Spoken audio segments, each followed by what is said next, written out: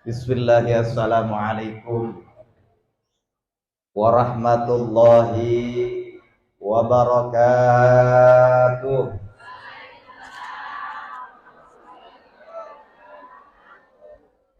Assalamualaikum warahmatullahi wabarakatuh.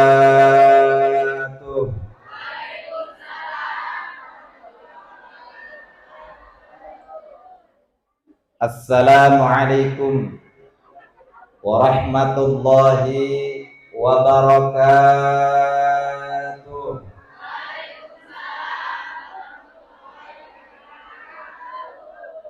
Bismillah walhamdulillah. Alhamdulillah nahmaduhu wa nasta'inuhu wa nastaghfiruh. Wa na'udzu billahi min syururi anfusina wa min sayyiati a'malina. Man yahdihillahu fala mudilla lahu wa man yudlil fala hadiya lahu. Asyhadu an la ilaha illallah wahdahu la syarika lahu wa asyhadu anna sayyidana wa nabiyyana Muhammadan abduhu wa rasuluhu la nabiyya ba'dahu. Allahumma salli wa sallim wa barik ala sayyidina Muhammadin wa ala alihi wa sahbihi ajma'in, amma ba'du. Faqad qala Allah ta'ala fi muhkami tanzili wa huwa asdaqul qailin. A'udzu billahi as-sami'il 'alim minasy syaithanir rajim. Bismillahirrahmanirrahim. Huwa alladzi anzala as-sakinata fi qulubil mu'minin liyazdadu imanan ma'a imanihim. Walillahi junudus samawati wal ardh wa kana Allahu 'aliman hakima. Qalu subhanaka la 'ilma lana illa ma 'allamtana innaka antal 'alimul hakim. Rabbi ishrah li sadri wa yassir li amri wahlul 'uqdatam min lisani yafqahu qawli. Shadaqallah wa sadaqa rasuluhu nabiyul habibul karim wa nahnu 'ala dzalika minasy syahidin wasyakirin walhamdulillahi rabbil alamin. Hadratul mukarramin, para alimil ulama, para asatiz, para huzaz, para tokoh masyarakat, wabil khusus yang sama-sama kita hormati dan kita muliakan, Ketua DKM Masjid Al-Muhajirin beserta jajarannya, dan yang sama-sama kita hormati dan kita muliakan guru kita, Ibu Ustazah, Ibu Hajah, wabil khusus Menteri Perhubungan, itu Ustazah Kamilah. Beliau adalah Menteri Perhubungan, dan sampingnya Ibu Dinda ya. Beliau ini berdua saya angkat sebagai Menteri Perhubungan, karena dengan wasilah beliau saya bisa hadir di tempat yang penuh keberkahan ini. Mudah-mudahan pertemuan kita ini menjadikan wasilah turunnya cucuran rahmat kasih sayang kepada kita semuanya. Amin ya rabbal alamin.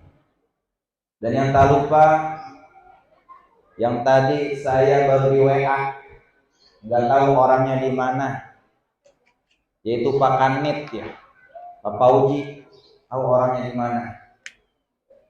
Pak Kanit Kapolsek Tarumajaya, Bekasi. Kemudian yang saya hormati juga abang tukang sound system, kalau nggak disebutin ya purik, karena yang misteri jam resek. Para abang-abang yang di dalam dan bang-bang yang lainnya dah, yang mohon maaf yang saya tidak sebutkan satu persatu namanya, insya Allah tidak mengurangi rasa hormat dan ta'zim saya. Puji syukur kehadirat Allah Subhanahu wa taala yang mana masih memberikan kita nikmat iman wal Islam, Sehingga dengan adanya nikmat tersebut kita dapat berkumpul, bermuajahah, bersilaturahim dalam rangka memperingati tahun baru Islam Muharram 1444 Hijriah. Santunan anak yatim dan duafa, tebar cinta antara sesama dengan saling berbagi. Masjid Al-Muhajirin. Ada gambar saya itu. Mudah-mudahan dengan kumpulnya kita di sini, mudah-mudahan kumpulnya kita nanti di bawah naungan pada Rasulullah Sallallahu Alaihi Wasallam, dan mudah-mudahan kita yang hadir di sini semua, mudah-mudahan kita semua mendapatkan syafaatul uzma dari baginda Nabi besar kita Muhammad Sallallahu Alaihi Wasallam. Amin ya rabbal alamin. Salawat teriring salam tak lupa kita curahkan kepada pemimpin besar kita Nabi Yuna wa habibuna wa syafi'una wa maulana Muhammadin sallallahu alaihi wa alihi wa sahbihi wasallam, yang membawa umatnya minaz zulumati ila nur. Hadirin jamaah peringatan tahun baru Hijriah yang dimulakan oleh Allah Subhanahu wa taala. Nama majelis taklim ibu-ibu apa, Bu? Al-Muhajirin juga. Mudah-mudahan saya doain ibu-ibu yang hadir, saya doain mudah-mudahan biar pada berangkat haji. Mau berangkat haji, Bu? Punya duit? Hah? Punya duit mau berangkat haji. Tapi tidak ada tutup kemungkinan, karena cuma satu-satunya Allahul Jalal Jalaluhu yang mempunyai kalimat kun fayakun. Tidak ada sesuatu yang tidak mungkin di muka bumi ini. Saya pernah ngisi di daerah Kali Abang. Ada seorang nenek-nenek merentang usia 85 tahun. Dari beliau usia 50 tahun, beliau udah punya perniatan pengen berangkat haji, tapi belum setoran. Pengen doang, tapi nggak pernah setoran. Karena saking pengennya beliau pengen berangkat haji, akhirnya nenek-nenek usia 85 tahun cuman dia ngajinya, duduk di majelis taklimnya dia rajin. Orang-orang belum pada nyampe, ustaznya belum nyampe, dia udah mandat di situ. Orang-orang belum pada berangkat ke majelis taklim, itu nenek-nenek udah berangkat di majelis taklim. Sehingga nenek-nenek ketika pas mau berangkat ngaji lewat jalan raya, nenek-nenek dari rumah pengen niat untuk ilmu. Pas ketika dia berangkat haji, dia punya perniatan, ya Allah mudah-mudahan saya bisa berangkat haji, tapi duitnya nggak ada tuh nenek-nenek. Karena dia ngajinya rajin, ketika dia mau berangkat ke majelis taklim, diserempet mobil. Ketilis begitu tuh, tangan mah kayak ada metal. Pas nenek-nenek keserempet sama mobil, kebetulan yang nabrak ini adalah orang kaya. Pas nyerempet dikit dan pulang ke metot begitu, ya Allah nek, ada apa-apa? Nenek-nenek mau kemana? Saya mau berangkat ngaji, Pak. Ya Allah mohon maaf Bu ya. Saya mau berangkat buru-buru, padahal memang saya juga memang lagi buru-buru juga kan, katanya ada nenek yang berang. Nenek-nenek keserempet sama saya, minta maaf ya Bu ya. Akhirnya itu nenek-nenek dibawa ke rumah sakit Citra Harapan. Ada cuma ketilis-tilis doang, besuk di dengkul, sampai di sana dikasih perobatan, dikasih betadin, dikasih namanya perban. Akhirnya karena ini yang nabrak orang kaya, kebetulan ini orang kaya yang nyerempet, kebetulan habis dia dari bank, habis ngambil duit karena habis ngukur tanahnya yang berhektar-hektar. Apa kata bapak yang orang kaya ini? Ya Allah, mungkin bisa jadi dengan wasilah saya nabrak nenek-nenek ini karena saya ditegur oleh Allah Subhanahu wa taala karena zakat saya belum saya keluarin. Akhirnya itu nenek-nenek tiba pakai keserempet doang, begitu udah pakai perban, akhirnya dikasih duit 350 juta. Akhirnya tuh nenek bisa berangkat haji. Alhamdulillah. Mau berangkat haji? Kali aja ntar pulang dari sini. Ya Bu. Artinya apa? Hanya Allahul Jalal Jalaluhu yang mempunyai kalimat kun fayakun. Tidak ada sesuatu yang tidak mungkin di muka bumi ini. Yang penting kita niat ibadah. Seperti halnya pagi menjelang siang ini, kita sama-sama dikumpulkan oleh Allah Subhanahu wa taala. Ini termasuk ciri-ciri ibu-ibu adalah ibu-ibu yang ahli ibadah. Amin. Kelihatan mukanya tuh, terang-terang. Ini muka-muka orang ahli ibadah.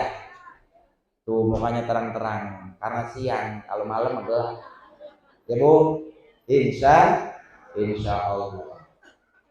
Sekarang udah pukul jam 2, kurang 4 jam. Sebenarnya alangkah baiknya saya datang kemari langsung baca doa makan kali ya. Emang di rumah belum nyarap.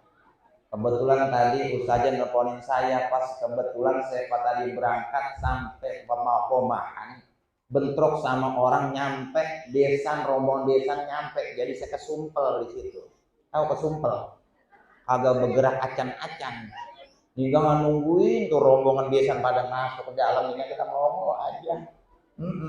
Tapi alhamdulillah atas izin Allah Subhanahu wa taala akhirnya saya bisa nebak di perumahan Villa Mahkota Indah. Mudah-mudahan pertemuan kita ini menjadikan suatu keberkahan bagi kita semuanya. Amin ya rabbal alamin. Berbicara tentang tahun baru Hijriah. Tahun baru Hijriah ini adalah salah satu di mana agama Islam tentunya harus mempunyai rasa semangat dalam hidup, terutama dalam segi beribadah kita kepada Allah Subhanahu wa taala. Dengan pergantian momentum tahun baru Hijriah ini, kehidupan kita, amal ibadah kita tentunya kita tingkatkan amal ibadah kita, takarub kita kepada Allah Subhanahu wa taala. Perlunya kita kudu tingkatkan amal ibadah kita kepada Allah Subhanahu wa taala. Berbicara tahun baru Hijriah 10 Muharram, di mana momentum 10 Muharram ini berapa banyak nabi mempunyai kisah itu terjadi di bulan 10 Muharram. Berapa banyak Rasul mempunyai sejarah kisah dalam kehidupannya berbenturan pada tanggal 10 bulan Muharram. Salah satunya Nabi Adam alaihi salam. Nabi Adam adalah engkong moyang kita, Bu. Nabi Adam mempunyai satu kesalahan. Ketika Nabi Adam masuk ke dalam surganya Allah Subhanahu wa taala, kata Allah Subhanahu wa taala, "Ya Adam, uskun anta wa zaujukal jannah." Hai Adam, masuk engkau ke dalam surgaku. Nikmatin yang ada di surga. Mau apa? Tinggal minta, tinggal ngomong. Asal atuh laranganku, jangankan kau makan, deketin aja nggak boleh. Apa? Tuh buah khuldi. Nabi Adam nggak sanggup menjalankan apa yang dilarang oleh Allah Subhanahu wa taala.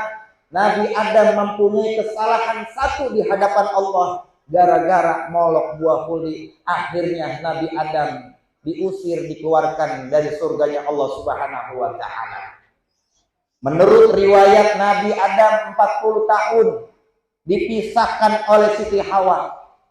Nabi Adam bertobat kepada Allah Subhanahu wa taala selama 40 tahun bersujud bertobat kepada Allah Subhanahu wa taala. Nabi Adam tobatnya diterima oleh Allah itu bertepatan pada tanggal 10 di bulan Muharram. Istighfarnya Nabi Adam yang paling kita terkenal, yang sering kita baca, apa tuh istighfarnya Nabi Adam? Rabbana zolamna anfusana wa illam taghfir lana wa tarhamna lanakunanna minal. Itu namanya istighfarnya Nabi Adam alaihi salam. Kenal Bu Nabi Adam? Hah? Enggak. Kita kenal lewat sejarah.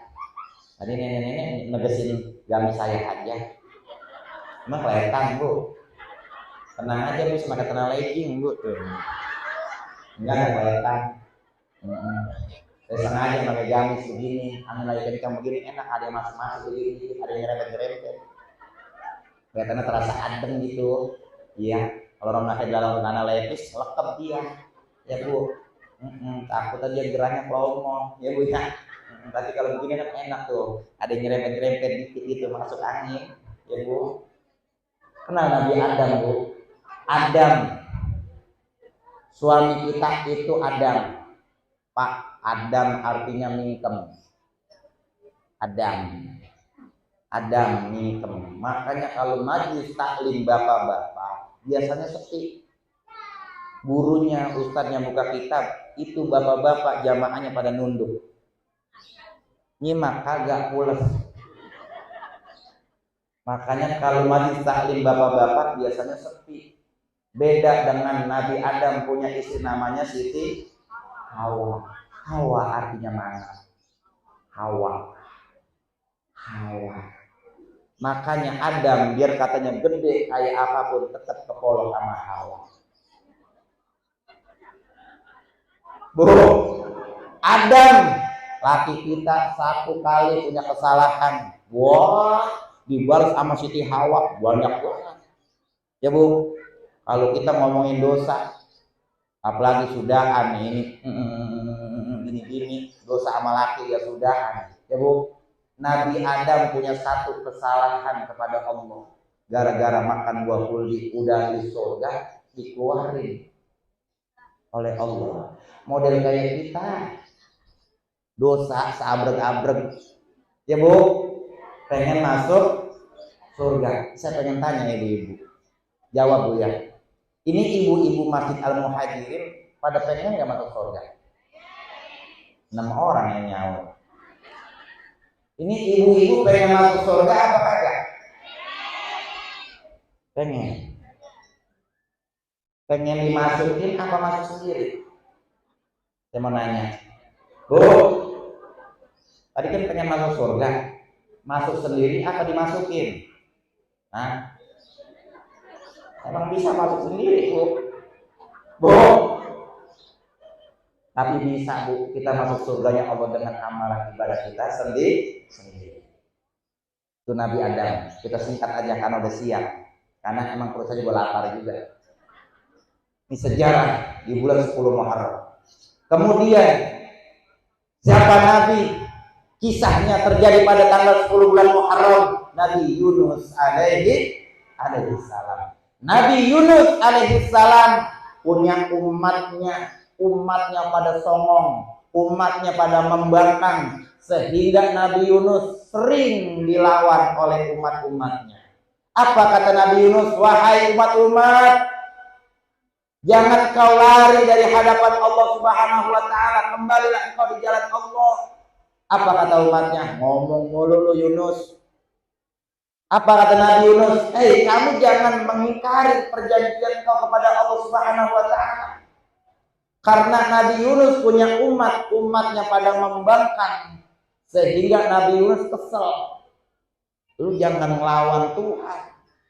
Kalau lu ngelawan Tuhan akan turun bencana. Dilawan oleh umatnya Nabi Yunus. Kapan Yunus turun?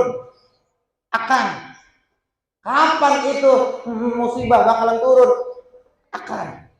Karena ini Nabi Yunus mempunyai keraguan kepada Allah Subhanahu wa taala, akhirnya Nabi Yunus dia kabur.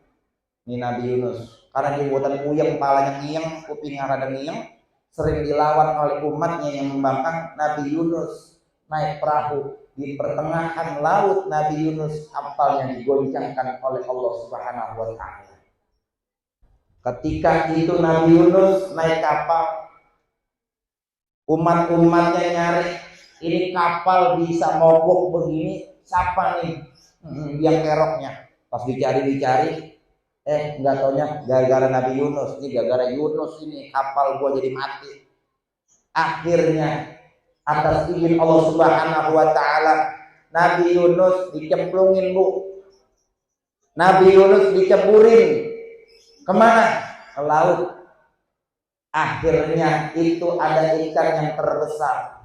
Dalam Al-Quran disebutkan oleh Allah Subhanahu wa taala, yaitu adalah ikan nun, bukan ikan paus, ikan nun. Dalam Al-Quran, ikan yang paling terbesar adalah ikan nun. Ikan nun dapat perintah dari Allah Subhanahu wa Ta'ala ketika Nabi Yunus diceburin ke laut, akhirnya itu dipolok, Bu, dimakan. Tahu polok? Tahu polok? Tahu ya? Dimakan sama ikan nun. Apa kata Allah Subhanahu wa Ta'ala? Hai ikan nun, makan tuh polok tubuh dari Nabi Yunus. Polok aja, jangan dikerepuk. Kalau dikerepuk berarti urusan. Akhirnya ini Nabi Yunus masuk ke dalam perut ikan nun, dibawa ke dasar laut oleh ikan nun. Makanya disebutkan dalam Al-Quran, Nabi Yunus menemukan 3 kegelapan. Zulumatun salas. Yang pertama, gelapnya malam gulita. Kemudian Nabi Yunus menemukan kegelapan yang kedua, karena saking gelapnya di dalam perut ikan nun. Yang ketiga, Nabi Yunus menemukan kegelapan karena di bawah ke dalam dasar lautan yang begitu dalamnya. Zulumatun salas. Nabi Yunus alaihissalam atas izin Allah Subhanahu wa Ta'ala, Nabi Yunus alaihissalam di dalam perut ikan nun, Nabi Yunus bertobat kepada Allah Subhanahu wa Ta'ala dengan istighfarnya yang terkenal yang sering kita baca, la ilaha illa anta subhanaka inni kuntu minaz zalimin. Nabi Yunus dalam keadaan sujud di dalam ikan nun dalam perut membaca la ilaha illa anta subhanaka inni kuntu minaz. Kalau tadi istighfarnya Nabi Adam apa, Bu? Rabbana zalamna anfusana wa illam taghfir lana wa tarhamna lanakunanna minal. Itu istighfarnya Nabi Adam. Kalau istighfarnya Nabi Yunus, la ilaha illa anta subhanaka inni kuntu minaz zalimin. Dapat 2 tuh ilmu. Ya, Bu, amalin Bu ya. Ini Nabi Yunus membaca kalimat la ilaha illa anta subhanaka inni kuntu minaz zalimin. Karena Nabi Yunus baca di dalam perut ikan nun, akhirnya ikan nun perutnya sampai belebek, njuluk, empongan. Akhirnya Nabi Yunus dibawa ke dasar laut. Karena Nabi Yunus baca kalimat itu, sehingga tubuhnya Nabi Yunus alaihissalam dimuntahkan oleh ikan nun alaihi tubuh. Itu sejarah, dan itu terjadi pada tanggal 10 di bulan Muharram. Berapa itu sejarah? 2 nabi. Kemudian siapa? Nabi Nuh alaihissalam. Kenal Nabi Nuh? Ketika Nabi Nuh, beliau usianya hampir 1559 tahun saat itu. Nabi Yunus alaihissalam berdakwah selama 10 tahun, cuma dapat pengikut cuma 1. Kalau jadi Nabi Nuh, saya berhenti jadi Nabi. Ngajar ngaji 10 tahun, yang ngikut ngaji cuma 1, saya berhenti, saya gulung tikar. Nabi Yunus saking punya kesabaran yang begitu luar biasanya. Karena Nabi Nuh adalah salah satu Nabi yang mendapat julukan Ulul Azmi, yang mendapatkan pengorbanan yang begitu berat, yang mendapatkan kesabaran, ketabahan yang begitu tingginya. Nabi Nuh diuji oleh Allah Subhanahu wa Ta'ala ketika Nabi Nuh berdakwah di hadapan para umat-umatnya. Nabi Nuh umatnya pada nakap kuping. Ketika Nabi Nuh, ketika dia ceramah, ini umatnya kupingnya pada ditekep. Katanya apa kata umatnya? Puyeng dengerin ceramahnya Nabi Nuh. 10 tahun pengikutnya cuma 1. Singkat cerita, Nabi Nuh diuji oleh Allah Subhanahu wa Ta'ala. Nabi Nuh mendapatkan fitnah saat itu. Karena Nabi Nuh dapat perintah dari Allah Subhanahu wa Ta'ala suruh membuat yang namanya kapal atau perahu. Nabi Nuh bertanya kepada Allah Subhanahu wa Ta'ala. Kata Allah Subhanahu wa Ta'ala, bagaimana Nuh menanggapi dengan hamba umat-umatmu? Ya Rabb, saya udah gak sabar kayaknya. Udah turunin aja udah. Bencana yang besar-besarnya Ya udah, kalau emang mau begitu Nuh, gua turunin nanti bencana yang begitu besarnya, begitu dahsyatnya. Gua bakalan berikan ganjaran peringatan dari umat-umatku. Gua bikin entar ini banjir, banjirnya. Makanya lu Nuh bikin kapal sebesar mungkin. Nabi Nuh bertanya kepada Allah Subhanahu wa taala, "Ya Rabb, saya kalau bikin kapal pakai apa? Pakai kayu. Kayunya nggak ada ya Rabb. Dari pohon. Pohonnya nggak ada ya Rabb. Tanam dulu." Artinya apa, Bu? Ternyata kalau kita ingin mendapatkan kredit dari Allah Subhanahu wa taala, perlunya kita mempunyai perjuangan. Tidak ada satu pengorbanan tanpa ada perjuangan. Coba bayangin, Nabi Nuh pengen bikin kapal, suruh nanam dulu itu pohonnya. Coba bayangin, Bu. Bikin perahu segede mungkin, dapat perintah dari Allah suruh nanam dulu pohonnya. Kira-kira gimana, Bu? Sama ketika nih majelis taklim ustazah yang namanya orang menuntut ilmu, ujiannya banyak. Apalagi kalau di sini majelis taklim tiap hari apa saja? Ya hari Senin, pada Zohor. Biasanya begitu, Bu. Kalau giliran ngaji biasanya emang bawaannya segen banget. Tahu segen? Males, ngantuk lah. Apalagi ada orang di wilayah saya, rumahnya samping majelis taklim, ngaji kagak, sholat kagak, ama ustazah ada gedeg. Ada di sini yang begitu? Nggak ada. Ada kagak? Ada. Mana orangnya? Orang yang benci kepada ulama, orang yang benci kepada tokoh agama, tinggal tunggu jawabannya apa. Orang itu nggak bakalan mendapatkan keberkahan dalam hidupnya. Kalau kita ngaji kan enak, Bu, diajari nama ustazah tata cara kita berwudu, wudu istitatun al-awal kan ya, diajari sama ustazah kita dalam ilmu fikih. Kalau kita ngaji sering setiap hari Senin pada Zohor di Masjid Al-Muhajirin, diisi oleh ustazah kami diajarin ya, Bu, kita belajar namanya kita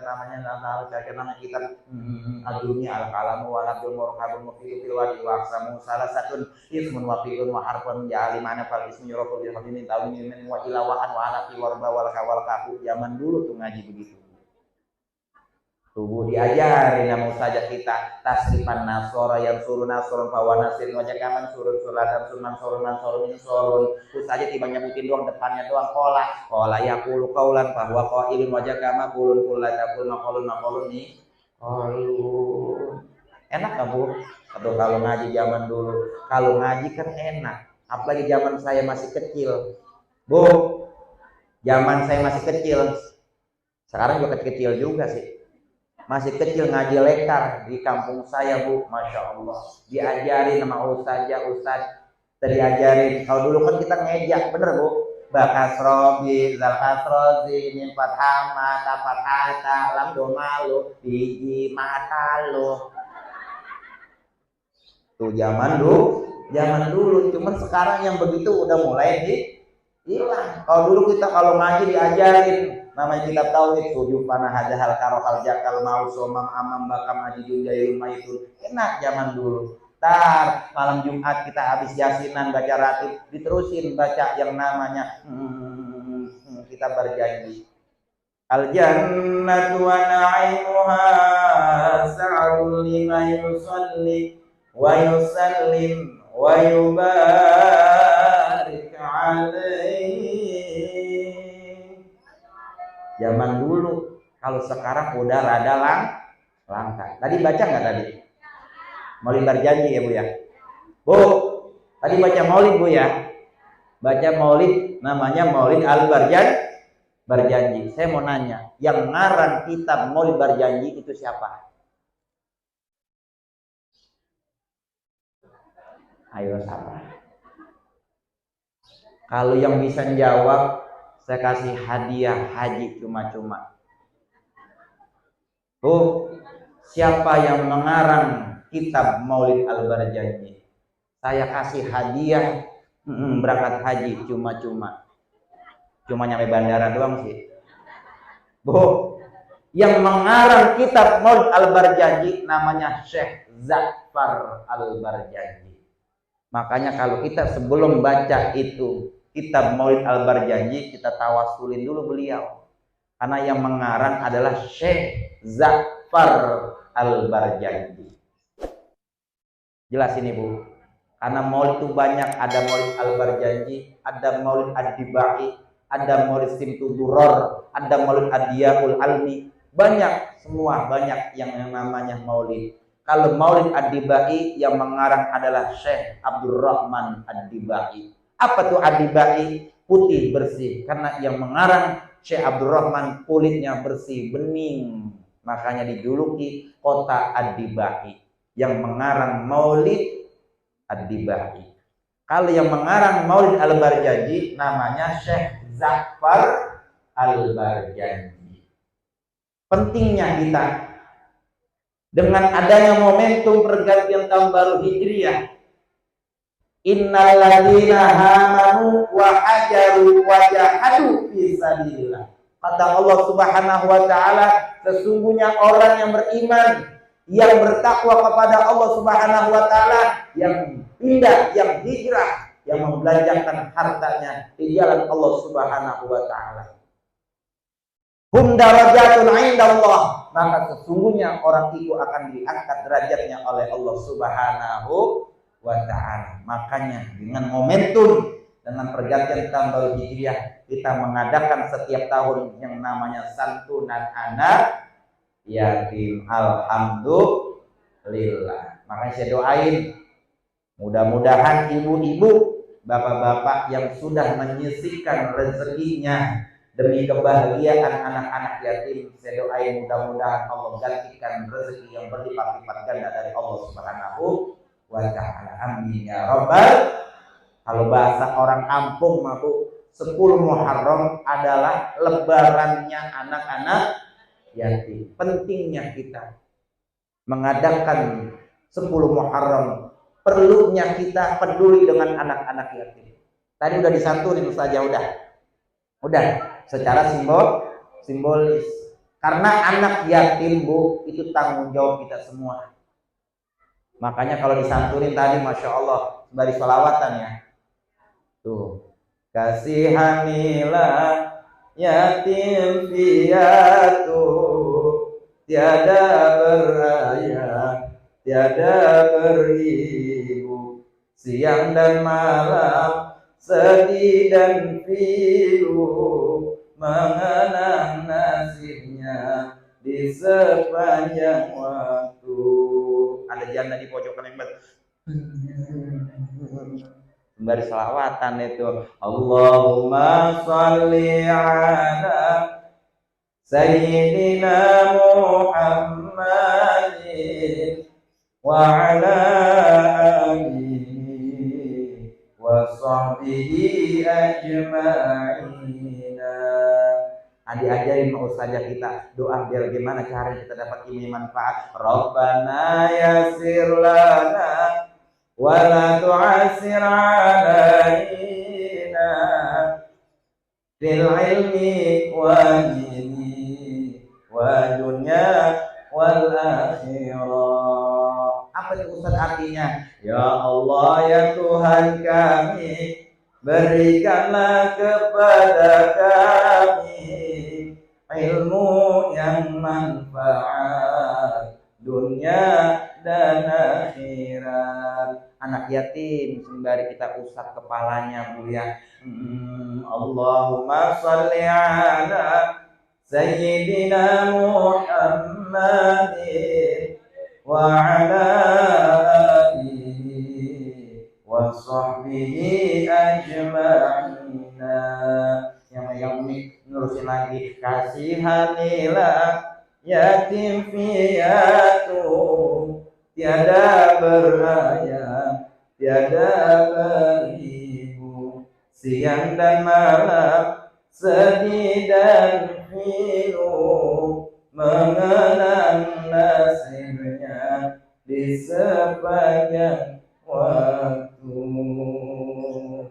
Nenek di pojokan, kami nyetel aja. Bu, anak yatim adalah tanggung jawab kita. Dengan momentum bulan 10 Muharram, nih kita yang diberikan rezeki lebih oleh Allah Subhanahu wa taala. Pentingnya kita sedekahkan harta kita di jalan Allah Subhanahu wa taala. Siapa orang yang membahagiakan anak-anak yatim, maka kata Allah Subhanahu wa taala akan diberikan istana yang begitu megah kelak di yaumil kiamah nanti. Alhamdulillah. Bu, jangan pelit sama anak yatim. Bu, jangan pelit. Jangan pelit. Jangan pelit anak yatim. Jangan pelit anak yatim. Ketika kita nyantuni anak yatim tuh, Bu, dalam satu kita menjelaskan siapa orang yang menyentuh anak yatim ketika kita usap palanya sebanyak helaian rambutnya pala anak yatim, begitu banyaknya pahala yang kita dapat. Alhamdulillah. Ada yang nanya, Ustaz, kalau anak yatim palanya botak bagaimana? Saya jawab, kalau kita ngusap pala anak yatim yang palanya botak, pahalanya sebanyak pori-pori yang ada di pala anak yatim. Alhamdulillah. Siapa orang yang membelanjakan hartanya di jalan Allah Subhanahu wa taala, wallahu yudha'iful liman yasha. Allah akan melipat-lipat gandakan bagi orang yang dikehendaki. 1 dibalas 10, 10 dibalas 100, 100 dan seterusnya. Alhamdulillah. Yang kemarin yang nyumbang 10.000 akan dibalas 100.000. Yang nyumbang 20.000 akan dibalas 200.000. Yang nyumbang 150.000 akan dibalas 300.000. Yang nyumbang 2.000 perak,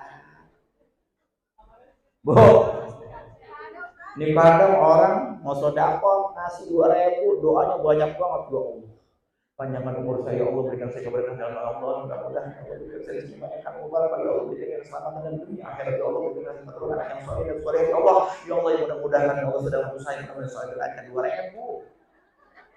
Kata malaikat, bagaimana muterah ini? Bu, kalau urusan ibadah, urusan sedekah jangan pernah kita sayang-sayang. Karena hakikatnya di dunia ini semua yang kita miliki hanyalah titipan. Ya Bu, harta banyak, orang kaya, orang jadi kaya ujian iman. Orang miskin juga ujian iman.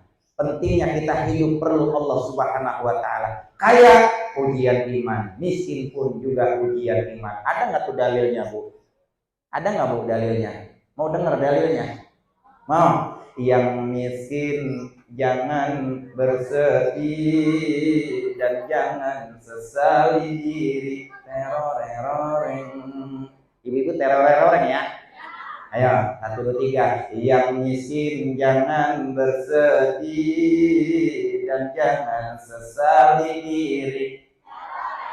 Yang kaya janganlah bangga dan jangan busungkan dada. Derajat manusia di sisi Tuhannya bukan karena hartanya. Derajat manusia di sisi Tuhannya itu karena takwanya. Dari itu bertakwalah dalam hidup yang berharta. Ini mau aja disuruh-suruhin belum, Bu? Iya, gurunya gemblek, gurunya bego lagi ini. Bu, miskin ujian iman, kaya pun adalah ujian iman. Lagi kaya Tuhan kita Allah, lagi miskin Tuhan kita, lagi menjabat Tuhan kita Allah, jabatan lengser Tuhan kita Allah. Pentingnya hidup kita di dunia ini perlu yang namanya kepada Allah Subhanahu wa ta'ala. Hidup bagaimana kita, Bu? Yang penting kita bersyukur atas nikmat yang diberikan oleh Allah Subhanahu wa ta'ala. Hidup dalam rumah tangga, agar bagaimana caranya rumah tangga menjalankan bahtera rumah tangga, menjadikan rumah tangga sakinah mawaddah warahmah, kebahagiaan kita yang menciptakan. Laki kita pagi-pagi kita kasih sarapan, kita goreng tempe, terus kita gorengin nasi, dicampur namanya daun mengkudu, kita aduk-adukin pakai kunyit, itu nasi goreng warnanya kuning, sembari nyanyi, Pak. Kalau kurang bumbu masakanku ini, tolong kasih tahu biar mama tambah lagi seru. Bu, kebahagiaan kita yang menciptakan. Coba, laki kita lagi nyarak, Bu, suami kita lagi sarapan, kita nyanyiin begitu, enak nggak, Bu? Kata lakinya nyuap sampai maur-maur, ada sernya, ser.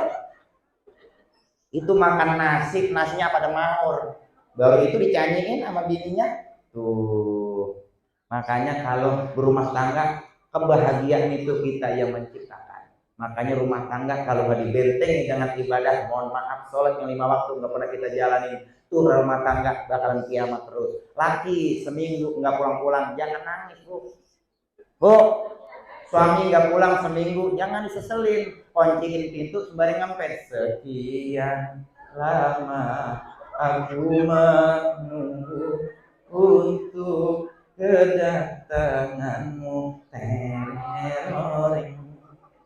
Tuh, begitu, Bu. Sembari ngempet, bukankah engkau telah berjanji kita jumpa di sini?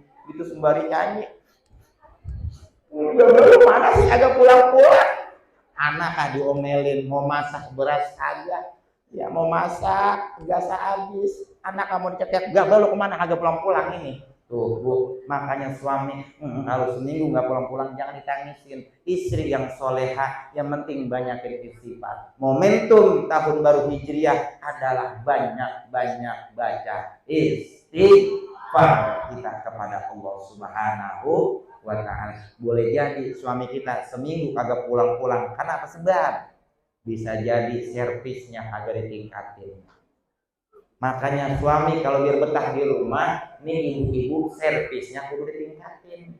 Ini kadang kagak. Bagaimana suami mau betah di rumah? Suami mencari nafkah kerja, habis lembur pas pulang, itu suami ketika mengucapkan assalamualaikum, istrinya nyautin salam. Itu sih istrinya lagi mendompet di depan ruangan TV, pakai jilbab kagak, mandi belum, rambut beriak udah kayak sarang gonggong. Dia yang mana aja nih, pala leher koyo sampai di pusar koyo, di mana ya koyo lagi dempet aja begitu, persis sudah kayak orang bilang kayak itu kata sakit makanya doyan. Bu, bagaimana suami mau betah di rumah? Suami pulang nyari nafkah habis lembur, ngucapin assalamualaikum, pas banget assalamualaikum, apa kata isinya kan? Dia mentang-mentang tanggal tua. Suami pulang nyautinnya lan. Itu suami yang namanya kerja nyari nafkah kan lapar, ya Bu. Apa kata suaminya? Mah, masa ada apanya? Segala makan kali ditanyain, malah tadi di dapur ada apaan? La ilaha illallah. Bagaimana suaminya mau betah di rumah? Bu, perlu ibu-ibu ketahui, kalau ibu-ibu memperlakukan suaminya seperti itu, yang namanya suami, Bu, makanya Allah Subhanahu wa taala berfirman, "Fankihu ma qabalakum minan nisa'i masna wa thulatsa wa ruba." Nikahilah wanita 2, 3 atau 4. Hati-hati. Dirame-rame ini gua. Bu, ini Allah. Tapi ada terusannya tuh ayat, "Fa in khiftum fawahidan aw ma malakat aymanukum." 2 kagak sanggup, 3 kagak sanggup, 4 kagak sanggup, atuh aja. Cuman ibu-ibu biar pada punya pikiran bagaimana suaminya biar betah di rumah. Emang suami istri yang menatu-atunya, yang atuh udah hitam jelek, berani banget malaki.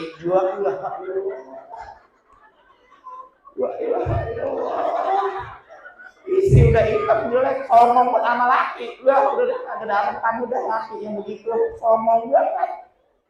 Laki dari mana-mana diomelin mulu, pulang malam diomelin. Laki agak mandi diomelin, apa kata istrinya? Bang, mandi sono.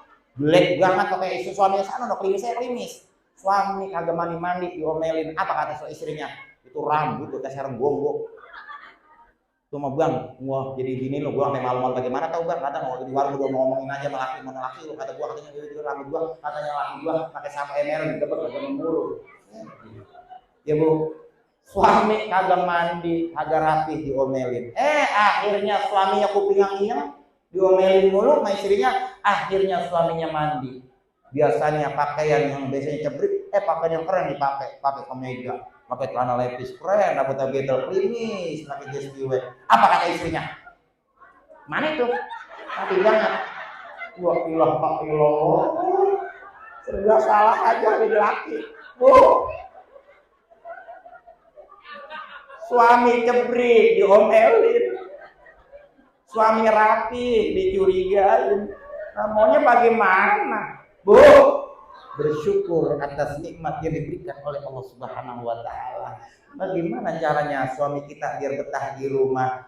Kudunya servisnya kudu kita tingkatin. Kita lihat jam kita nih, oh suami saya dikit lagi pada asar mau pulang ini kerja, pakai tuh bedak kan macam-macam, ada Mirabella, ada Pixi ya bu ya, ada Pita ya kan bu ya, ada yang namanya nomor 1 namanya Wardah kalau nomor 1 lumayan dia, kalau di Giant, kalau di mall itu di pojokan ada lagi diskon 35%. Yang kalau Wardah nomor 1 cakep dia, ada seri-serinya, ada musiknya. Yang kalau satu paket harganya 1.050.222 rupiah.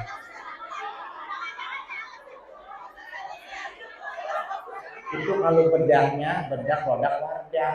Kalau nomor 1, kalau nomor 2-nya harganya 855.402 rupiah. Karena dia lagi diskon 40%. Itu dari produk Wardah. Kalau produk yang di bawahnya Wardah adalah Pixi yang tutupan, yang warna putih, yang ada tulisannya ke gol-golan yang ada emas. Jadi itu sama. Dia kalau satu paket nomor 1-nya agak murahan dia karena produknya di bawah Wardah. Dia harganya satu paketnya 715.552 rupiah. Kalau nomor 2-nya murahan dia 39.000. Ya, ada di bawahnya Pixi apa? Pipa. Ini rombongan nenek pakai bedak pipa ini ya. Pipa nomor berapa nek? Nomor 4. Waduh. Kalau nenek-nenek pakai bedak nomor pipa nomor 4 dicium ngebul. Bu, suaminya nyium bibir bertepak. Ya bu, lebih pipa nomor 4. Tuh, makanya bagaimana caranya kita menjalankan bahtera rumah tangga itu sakinah mawaddah warahmah. Kita yang menciptakan. Oh, suami kita jam 4 pada asar mau pulang, kita dandan dulu, kita mandi dulu, habis sholat asar kita berbenah, kita pakai sifat, diem aja depan pintu begitu. Suami itu motor bunyi, aja. Suaminya ngetok pintu. Tuh. Suaminya istrinya biasanya kagak dandan, dia dandan pakai jilbab pulung, warna hijau stabilo yang maghrib nyala. Apa kata istrinya? Waalaikumsalam. Apa pulang? Begitu kudunya bu. Begini aja, makanya melongo. Ini mending. Orang kagak biasa-biasanya. Orang biasanya suaminya pulang lagi depe aja depan pintu. Ya ilah, ada istri yang begitu, laki pulang kerja lagi tiduran aja depan pintu, mandi lengkap-lengkapin aja mana aja, dikata bake-bakein, kata sakit, makanya doyan. Apa kata suaminya? Gue punya laki, punya bini, gue bilang kalau gue pulang kerja, gue capek banget, kali gue disambut dengan senyuman, kali gue disambut dengan ciuman, gue emang depek aja depan pintu, Allah, ini gue kalau dapat bini laki yang ada lemes, apa tuh bini gue digoreng lengket, dimakan air, disok anyar, disate hancur, dimakan sayang, ngeselin banget bini gue capek banget dari nafkah. Tuh suami bisa jadi suami agak betah di rumah, coba kayak tadi tuh, waalaikumsalam, baru pulang dibuka tuh jaketnya, ciuman tangan tuh bolak-balik, sepot. Tuh istri yang mencium tangan suami itu pahalanya sebesar seperti pahalanya mencium hajar aswad. Hajar aswad adanya di mana bu? Mekah. Dekat apa jauh? Ongkosnya kecil apa gede? Ternyata di rumah kita punya hajar aswad. Hajar artinya batu, aswad artinya hitam. Terus suami kita mau pulang, wah berarti hitam pulangnya. Sini berarti hitam, gue siul. Begitu kudunya. Hajar artinya batu, aswad hitam. Makanya istri yang mencium tangan suami bolak-balik dan mencium pipi dan kening seorang suami, itu pahalanya seperti dia mencium hajar aswad. Aswad artinya hitam. Makanya terpulang, baju hitam. Nih mau makan nih baju hitam. Gitu bu. Tuh, kagak biasanya suaminya marah-marah pulang ngomong-ngomongnya promotin aja karena ini istrinya ngaji sama Ustazah Kamila diajarin tata cara beradab kepada seorang suami. Suami baru pulang nyari nafkah, dibukain itu jaketnya, dibukain sarung kakinya, ditanya sama istrinya yang tadi pakai bedak, fixing itu nomor 1. Iya, jilbabnya warna hijau stabil, habis nyala tuh yang 3 kali bayar. Ini kan ada yang hijau-hijau apa nih, hijau telur asin ya, ada yang hijau tua, ada yang hitam, kan warna-warni ini ya. Ini ada yang 3 kali bayar, ya kan 4 kali bayar. Emang begitu, ibu-ibu di mana-mana aja, majelis taklim mana aja dia punya seragam banyak-banyak dia. Hari Selasa warna oranye, Senin berdua kayak lagi hijau, terus Kamis warna merah ya, bener bu. Jumat warna biru, juga warna-warni, kalau ngasuh-ngasuhnya, bininya rajin ngaji, dua-duanya lakinya, juga kerja kepalanya berkonde. Bininya mau utang mulu, ya bu, utang serageman, ya bu. Tuh kan 3 kali bayar, sama kayak istri saya juga jualan jilbab bu, 3 kali bayar, 3 kali bayar, 3 kali bayar.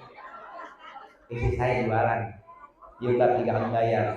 Bayarnya pagi, siang, sore, sorenya lunas. Kalau ibu minat ke rumah saya aja bu ya. Bu,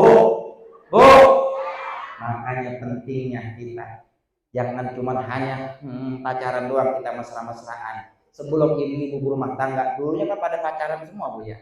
Bener bu? Di depan pacar kita belum jadi, belum nikah, kentut kita tahan. Bener bu? Ya bu? Sama cowok kita tuh zaman dulu kita lagi masih muda, kita jalan-jalan di pojokan, pas nongkrong samping galangan sawah itu malah nyamuk banyak batu nyamuk, kagak dirasa diem aja.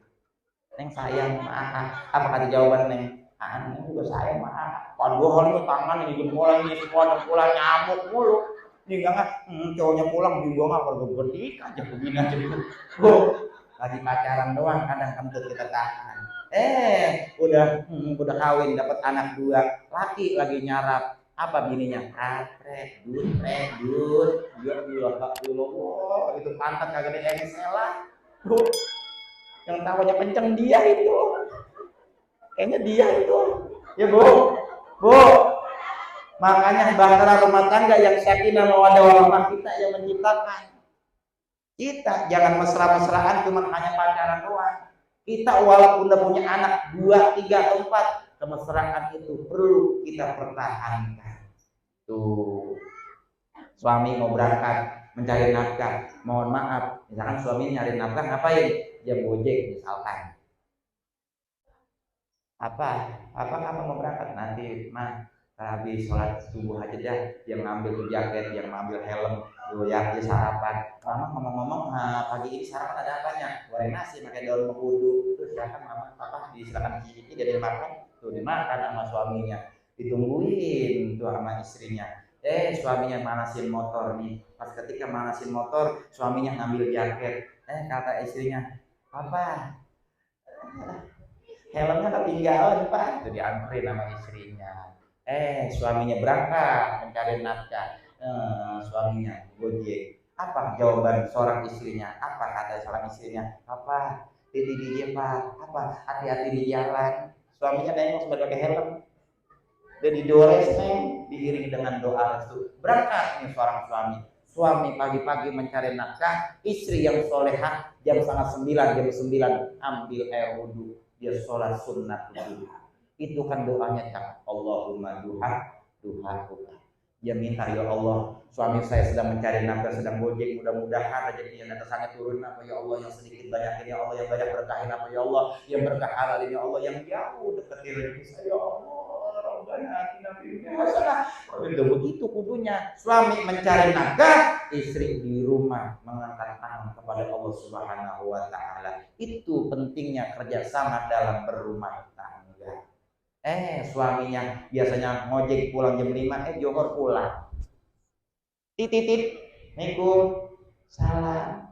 Tadi pulang, lah kok Papa udah pulang? Iya mah, tumben-tumbenan nih Pak. Biasanya ngojek jam 5 pulang, ini tumben Johor udah pulang. Iya Pak, mah. Bagaimana Pak pendapatan ngojek pada hari ini? Alhamdulillah Pak, ngojek hari ini dapat 7 juta. Ngojek 7 juta. Istrinya palang limpleng. Ngomong-ngomong motor Papa mana ini? Gua jual. Ngojek saya kan banyak banget. Bu, artinya apa? Pentingnya hidup mempunyai syukur. Tuh, makanya rezeki diberikan oleh suami, kita kudu terimain. Suami pagi ini ngasih duit belanja 50.000, alhamdulillah. Suami pagi-pagi ngasih uang belanja 100.000, alhamdulillah. Ini kagak, orang suaminya istrinya agak ngaji, sembahyang kagak, apa kagak. Suaminya ngasih 100.000, apa jawaban istrinya? Ya nyukupin apaan 100.000? Belum beli beras, belum beli gas, belum anak jajan. Orang mau bang kerja di proyek, apaan itu colong-colongin? Alhamdulillah, laki suruh nyolong. Ada di sini, bini yang begitu. Bini yang begitu mah bang, tukar tambah aja udah begitu. Istri kudu mensyukuri atas nikmat yang diberikan oleh Allah Subhanahu wa taala. Tuh, makanya ketika nanti seorang wanita lebih banyak penghuni nerakanya Allah Subhanahu wa taala. Kenapa? Sebab ciri-ciri istri yang penghuni neraka hunna yakunal asir. Semasa hidupnya enggak pernah syukur atas nikmat yang diberikan rezeki oleh seorang suami. Mudah-mudahan saya doain, mudah-mudahan ibu-ibu pulang dari majlis yang penuh keberkahan ini, mudah-mudahan suaminya tambah sayang. Amin. Mudah-mudahan suaminya tambah cinta. Amin. Mudah-mudahan sedang usaha, mudah-mudahan biar usahanya lancar, biar usahanya berkah. Amin. Dan mudah-mudahan pulangnya dari majlis yang penuh keberkahan ini segala hajat kita dikabul oleh Allah Subhanahu wa taala. Udah ini Bu. Udah tanggal hari Bu ya. Udah lapar banget Bu. Om di rumah belum ngarang. Soalnya saya pikir tetangga saya lagi hajatan, yang namanya ustadz atau ustazah biasanya kalau murid lagi hajatan kan mendingan aja. Biasanya kan di sorok atau bagaimana kan begitu Bu ya. Saya pikir ngomong sama istri saya udah neng, karena jangan ada yang masa hari ini. Kenapa? Sebab ini kan abang punya murid sekarang lagi hajatan, kali aja tadi sorok kali, ntar lagi biasa kali udah pulang, tungguin jam 8 malam juga, jam 9 ada yang ngetok lah. Romana sampai sore ini ada yang nganterin ya Bu ya. Ya mudah-mudahan di sini Romana tadi kasih makan kali juga ya. Ya Romana kalau udah kasih makan enggak gitu ya. Ya Bu, intinya begini Bu, kita doain nih anak-anak yatim kita. Ya Bu, mudah-mudahan Allah berikan kesabaran dari Allah Subhanahu wa taala, dan mudah-mudahan harta yang kita belanjakan untuk membahagiakan para anak-anak yatim, mudah-mudahan Allah gantikan pahala yang berlipat-lipat ganda dari Allah Subhanahu wa taala. Amin ya rabbal alamin. Kita baca surah Fatihah. Mudah-mudahan kita doakan para ibu bapak donatur yang sudah bersiskan segala jadinya, mudah-mudahan segala hajatnya diberikan keberkahan dari Allah Subhanahu wa taala, dan segala hajat dikabul oleh Allah Subhanahu wa taala. Mudah-mudahan yang sedang sakit Allah angkat segala penyakitnya, disehatkan badannya, dan diberikan kesembuhan seperti sedia kala oleh Allah Subhanahu wa taala. Dan mudah-mudahan majelis taklim Masjid Al-Muhajirin, mudah-mudahan Allah berikan keberkahan, dan mudah-mudahan ustazah kita mudah-mudahan lebih panjang umur, sehat badannya dan sehat kantongnya, dan mudah-mudahan ilmu-ilmu beliau yang pernah diajarkan kepada kita mudah-mudahan dapat kita amalkan dalam kehidupan sehari-hari, dan mudah-mudahan ibu-ibu yang hadir pada di hadapan yang penuh berkah ini, dan mudah-mudahan semoga ini mudah-mudahan apa yang diniatkan, apa yang dicita-citakan dikabul oleh Allah Subhanahu wa taala. Al-Fatihah. Bismillahirrahmanirrahim. Alhamdulillahirabbil alamin. Ar-Rahmanir-Rahim. Maliki yaumiddin. Iyyaka na'budu wa iyyaka nasta'in. Ihdinas siratal mustaqim. Shiratal ladzina an'amta 'alaihim ghairil maghdubi 'alaihim waladdallin. Ighfir lana wa liwalidayna. Amin. Jalan-jalan ke Pondok Ungu, jangan lupa mampir ke Pasar Keranji. Paling enak punya menantu, apalagi yang bisa ngaji kayak gua ya, begitu dah ya. Ya Bu ya, jalan-jalan ke Pondok Ungu. jangan lupa pakai ketek. Paling enak orang yang berilmu pulang-pulang nenteng. Nah itu bilang gesek, dorong jarak tuh Bu. Ya Bu ya. Mudah-mudahan kita dapat keberkahan dari Allah Subhanahu wa taala. Dan wabillahi taufiq wal hidayah. Seluas-luasnya ada Allah wa iyyakum ajmain. Wassalamualaikum warahmatullahi wabarakatuh.